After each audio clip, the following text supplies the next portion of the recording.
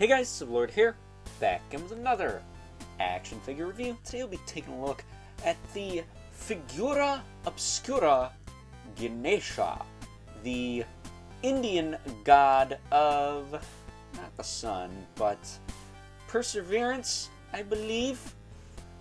He is kind of a Green Lantern in a sense that he stands for strong will and or willpower, based off what I've seen, anyways.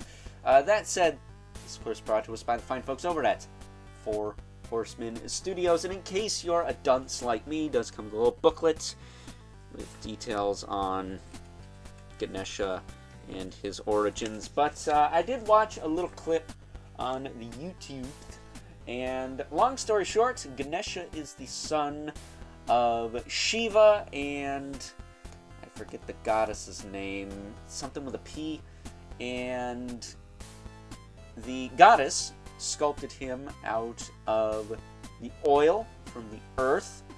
He was born a boy, or a man, I guess, and ticked off the wrong god, got his head cut off. You know, for kids.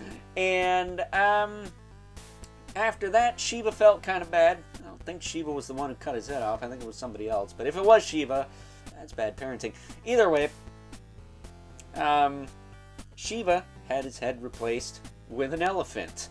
And that's why he looks like this very plump and rotund anthropomorphic elephant man you see before you. But side note, for those of you who aren't familiar with Four Horsemen Studios' history, they actually started off making elephant characters, not just with McFarlane, but when they broke off and became an independent, because as you all know, while they worked at McFarlane, they created Poacher in the Total Chaos line, I believe. At least one of them did, if I'm not mistaken. And then, they became an independent and did this little line called Seventh Kingdom. There were some elephant characters in that. Very expensive. I don't have any of those. But I do believe one of them's name was Ramathor. And Nate Barch, funny enough, did the artwork for that. And the artwork for good old Ganesha's packaging here. In true Figura Obscura packaging fashion, they did a bang-up job, as always. But I will tell you, if you want to see more on the packaging for my Figura Obscura reviews moving forward, check my Instagram, where I will have an unboxing video of not only Ganesha, but all future Figura Obscura releases. That was my New Year's resolution. More unboxing videos on the Instagram. So check that out if you haven't already. Really appreciate it if you did. It should be up by now. That said, as far as actual accessories for Ganesha are concerned, he comes with a pair of grip hands with, quite frankly, the wrong hinges. I don't know why they do that. That's just silly. Just give him fists. That one was tight. But you get two of those. You also get this hand with a peg on it. And for that peg, you get this little container of sweets. Just snaps on like the Headless Horseman's pumpkin head would, but it's a straight peg, not a circle peg, so I wouldn't expect to fit a head on there. We also get some other food items, like some bananas, not to quote everyone's favorite, the Minions. We also get some apples there, and a plate of grapes. I used to like me some grapes as a kid, I don't know about you. We also get a swappable trunk. This one actually has a bendy wire in it, so you can pose it kind of however you want. It's not the most range, to be honest with you, but it's a little bit. You can kind of get probably two curves out of it. It's very bendy towards the middle, not so much towards the end, so be careful with that. But it's a bendy trunk. It's straight. It is what it is. It's got a straight peg that goes into his face, so it stays on. We get his axe, because, you know, he's brutal like that. The axe stands for, like, wisdom or willpower, something like that. But it's a very nice looking axe. Wouldn't be surprised if we see that again, maybe, in Mythic Legions. We also get what looks like a hangman's noose. It's some kind of eternal knot, but this rope almost looks like a tied-up dragon, and this looks like a tongue. I don't know what's going on here. This is crazy-looking rope, but it's some kind of immortal knot, or significant knot. And then we have a little rat, or a mouse. Kind of big to be a mouse. I would think it's a rat, but he'll dirty rat. But either way, get that. No articulation on this guy, but you could stand him on his shoulder, I guess. I tend to do this. No, with the arm ain't in the way, of course. But either way, you can stand him on his shoulder if you want. And I do believe the last thing he comes with is a stool. Not a toadstool, but a stool to sit on. I will say, it's a little tricky to sit, because he is a plump, rotund fella. Take a closer look at him. Is this nice hat, which we're going to take off, so we can look at articulation.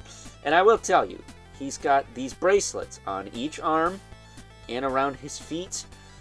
It took the combined force of me, Mr. Brian, aka my dad, aka the old man, and my good buddy Patrick, and yes, it is actually Patrick Boyle of the Mythic Legions Cabal, and with their help I was able to get these in the right spots, because 4 Horsemen were nice enough not to exactly include instructions with this guy, but they have made a social media post saying, hey, this is how you put these on, so you don't offend any of your Indian subscribers with your stupid toy review. So any Indian subscribers out there, you know, the actual Indians, not what people used to call Native Americans back before, you know, we called them what they were supposed to be called. Let me know in the comments what you think of this. I'm very curious. And if you have any knowledge about old Ganesha here, let me know about that as well. Because I like to be, I don't know, not woke per se, but I like to be as inoffensive towards certain things as possible. And, you know, I have great respect for the Indian people. They're hard workers, they are. Especially when it comes to customer service. Either way, the last thing I want to do is tick off Apu and have him and all 60 of his kids coming after me.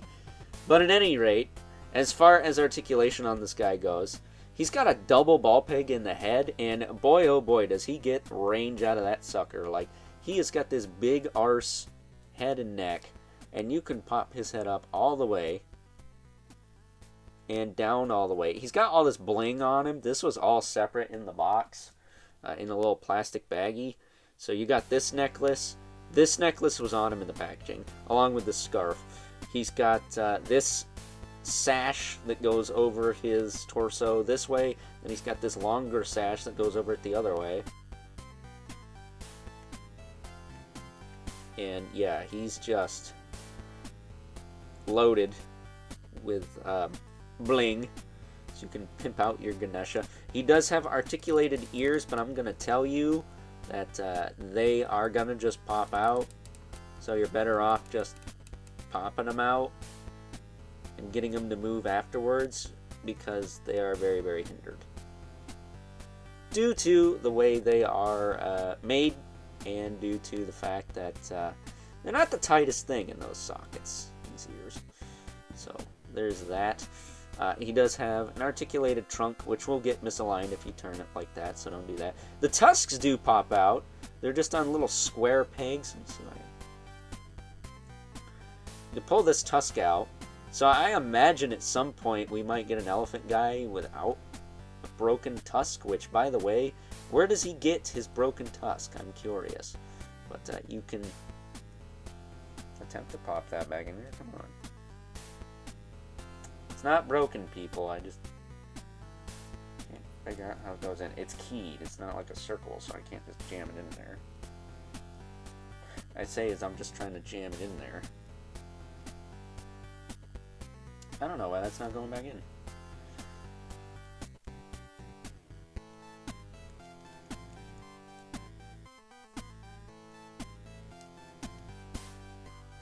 Gee whiz. Leave it to something to go wrong when I'm filming the review. Alright.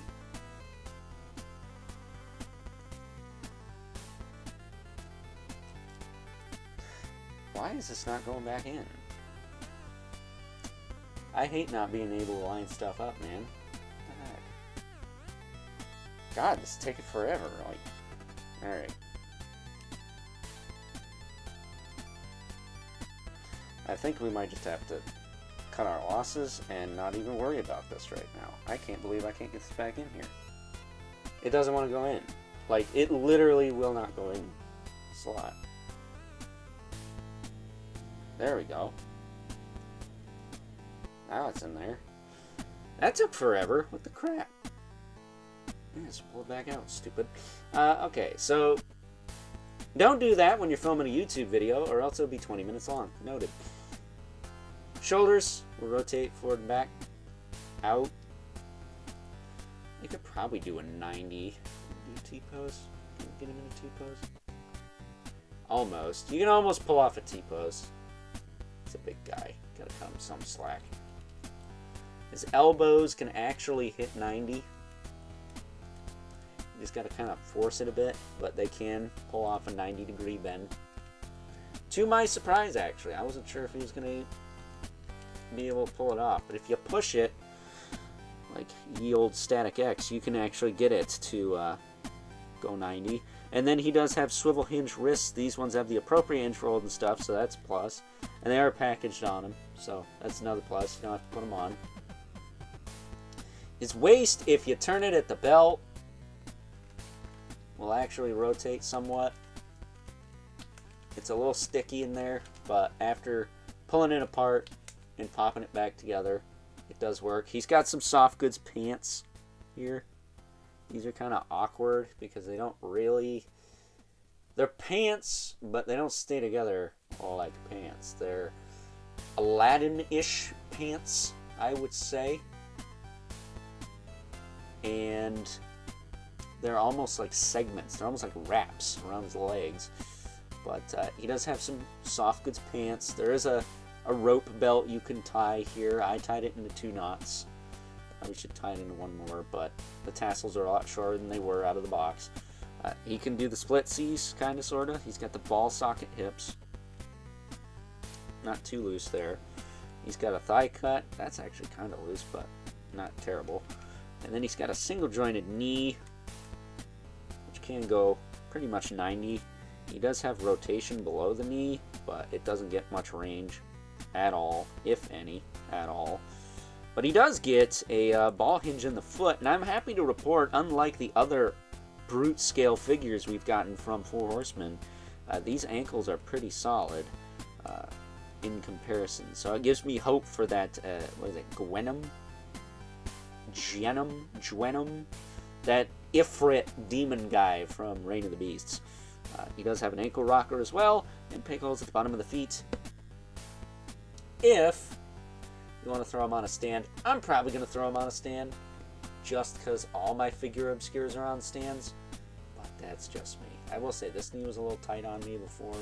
Seems to work a little better now, but it still gets stuck once in a while. Pin that sucker back. It just seems to want to be stuck. Because it will bend to full 90, but you really got to push it over that hump. Really depends on where you grab the knee. That will determine whether or not it will move. Like most action figures, I guess. But that is... My voice cracks. That is Ganesha in a nutshell. I will tell you, these arms have to be plugged in. He's not packaged like this, along with this halo piece. This is behind his head. So some food for thought there. Food for thought there.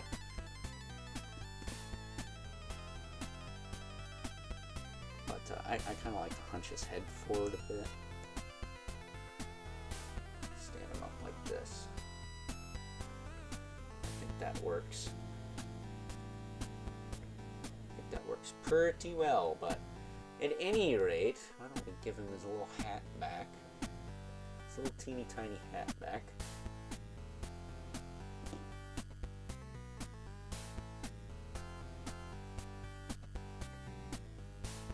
So we can move on to some size comparisons.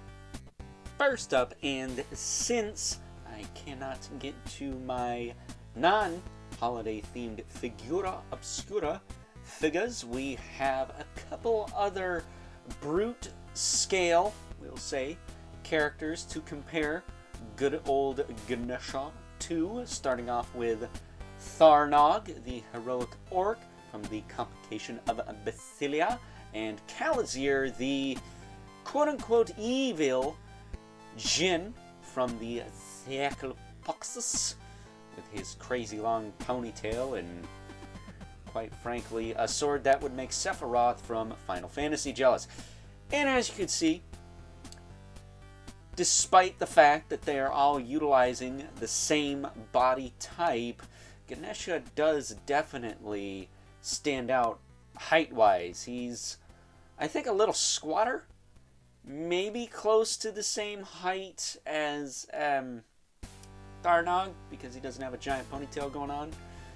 But definitely some differentiation amidst these three figures, despite the reuse, which, as I always say, Four Horsemen are typically the kings of, but unless they're going to reuse that Thrace head. I mean, seriously, that thing's come with 4 figures already.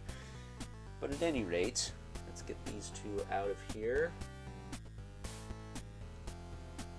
As you can see, I put the little horns on Tharnog's pauldrons. I think those came with the Noble Barch half-giant accessory set.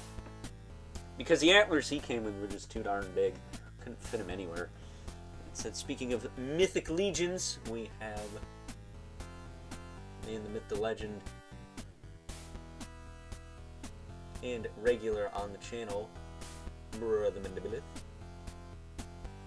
He's bumping into stuff. Oh, his helmet's bumping into his little hand there. Here we go. And we have the infamous 11 Spawn, who, I'm actually kind of curious, is taller, somehow, ever so slightly, than Ganesha, if we don't count his big fancy hat. So, yeah, good old Al Simmons, Al Simmons, standing tall, as usual. So, with that being said, it is time now that we wrap things up with some final thoughts. Overall, and much like ye old Monkey King before him, despite the fact that I know, I wouldn't say next to nothing, but not very much about good old Ganesha. Here, I have to say that at the moment, this is probably one of the best figures of the calendar year 2025 if you're watching this in the future. Not only because it's a pretty awesome action figure, almost fully articulated action figure of an elephant man, but it is also Four Horsemen going back to their roots when they first started as an independent with the 7th Kingdom line. Like I said earlier, there were several elephant characters in that line, all of which I don't have because they're pretty expensive now, but those are pretty cool, and I was wondering when they would integrate some elephant style characters into their new stuff, and Ganesha is hopefully the first of many to come. So with that being said, I hope you guys enjoyed this review. Until next time, catch you guys later.